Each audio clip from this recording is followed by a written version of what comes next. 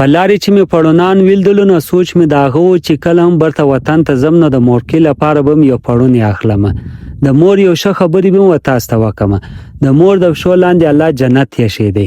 یوازې مور ده چې خپل اولاد لپاره هر درد هر تکلیف پر ځان تیروي. د مور مثال د قندیل د پیلتې شاندې دی چې ځان سوځي خو اولاد ته رڼا جوړوي. اصل د وفا نه ډکه رشته د مور رشته ده. کوم خلک چې وتا ته وایي زه له تا سره مخلص یم وفادار یم دا وځان ته وتا ته دوکه درکوي. د مور دعا د نړۍ لویه سرمایه ده.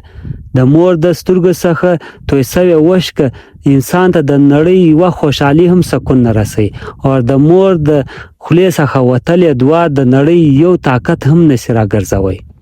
دا اوس دلته رالو ډېر لوړه چڼایي ده ګوره چې تل ځوانه دا کوم ځای دی؟ انارګلي په کوم خیبر پښتونخوا کې دا راځي؟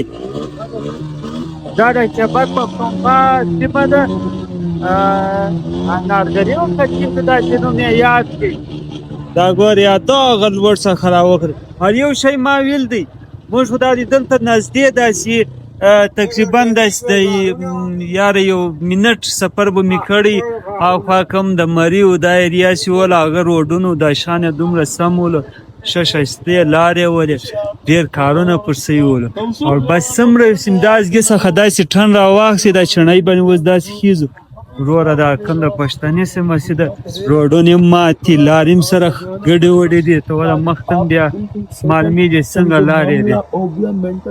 پنجاب ایریا چې وله هغه دومره ښایسته وله د یوه ټنه سره د پښتني سیمه چې شروع شوله وروره روډونه یې ماتې لارې هم سره ګډې وډې دي.